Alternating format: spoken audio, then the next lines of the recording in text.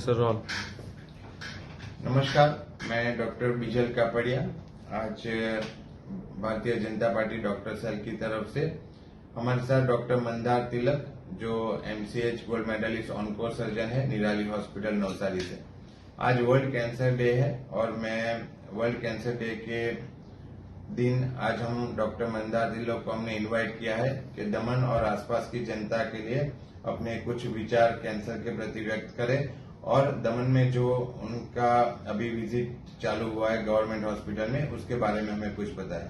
Sir, आप अपने बारे में ब्रीफली थोड़ा बता दें और वर्ल्ड कैंसर डे के बारे में कुछ बताएं। मेरा नाम है डॉक्टर मंदार तिलक। मेरी एमसीएच सर्जिकल ऑन्कोलॉजी कंप्लीट किया बनारस हिंदू यूनिवर्सिटी वाराणसी से, और वहाँ पे मेरा सर्जिकल ऑन्कोलॉजी में गोल्ड मेडल है।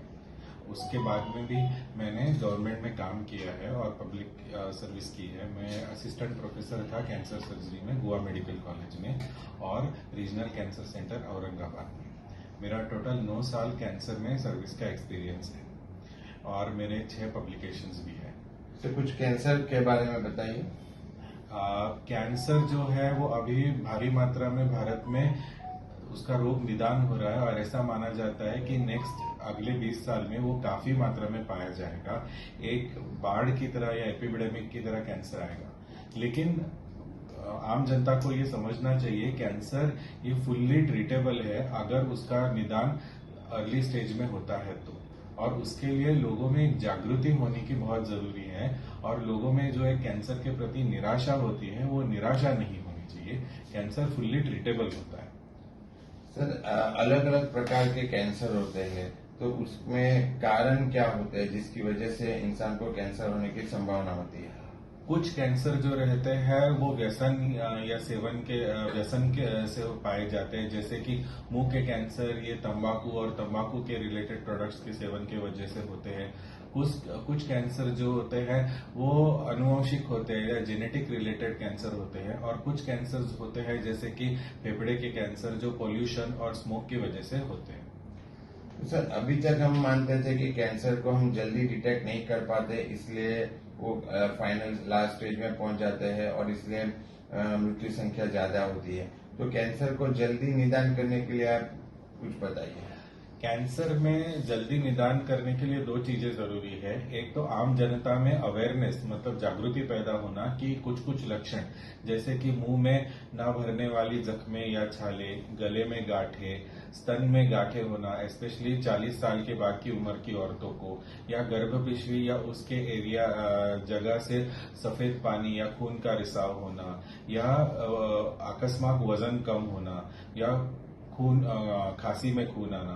तो ऐसे लक्षण अगर पाए जाए तो तुरंत तज्ञ डॉक्टर के पास निदान के लिए पहले जाना जरूरी है, क्योंकि बिना जल्द निदान के इलाज संभव नहीं है और बिना सही इलाज के क्योर संभव नहीं है। सर, कई बार ऐसा होता है कि इंसान को किसी भी प्रकार के लक्षण नहीं होते हैं, तो अगर जानना चाहे कि उनको कोई ऐसा कैंसर वगैरह तो नहीं है रोग, तो उसके लिए कुछ टेस्ट वगैरह है?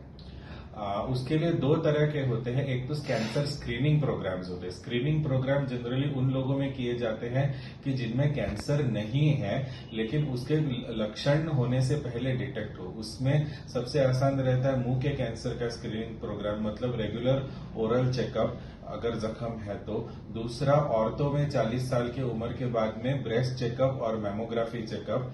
फिर उसके बाद में कुछ टेस्ट पाए जाते हैं, ब्लड टेस्ट। अभी कुछ लेबोरेटरीज एक पैकेजेस दे रहे हैं जिसमें कि प्रोस्टेट कैंसर के लिए वृद्ध लोगों में प्रोस्टेट पे स्पेसिफिक एंटीजन और कुछ कॉमन ट्यूमर मार्कर्स जैसे कार्सिनो एम्ब्रियोनिक एंटीजन एंड CA 19.9, तो ये भी चेकअप्स करते हैं। सबसे इम्पोर्टेंट है स्क्रीनिंग, और कुछ हद तक लेबोरेटरी चेकअप्स भी यूजफुल रहते हैं। सर, इस कैंसर के इलाज के बारे में कुछ बताएं आपकी तरफ से। कैंसर के इलाज में सबसे जरूरी है कि अर्ली स्टेज, कम मात्रा स्टेज में कैंसर का डिटेक्शन।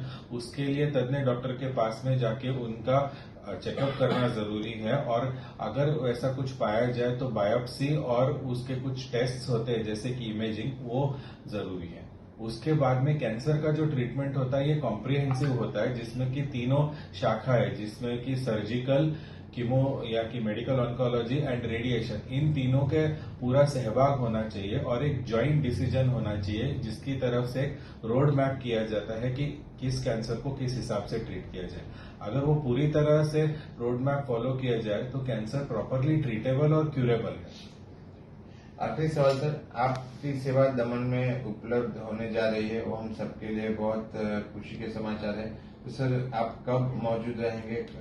हम हर दूसरे और चौथे शनिवार दमन सिविल हॉस्पिटल में 10 से 12 बजे तक मौजूद रहेंगे फॉर कैंसर के एक स्पेशल ओपीडी के लिए, जिसकी वजह से हम दमन की जनता में अगर किसी को कैंसर होता है या कैंसर रिलेटेड कोई भी समस्या है तो उसके लिए हम जरूर मदद कर सकते हैं। Bharatiya Janata party doctor cell हमेशा दमन और आसपास की जनता के लिए इसी प्रकार के अवेयरनेस प्रोग्राम लाने की कोशिश करता रहेगा। नमस्कार।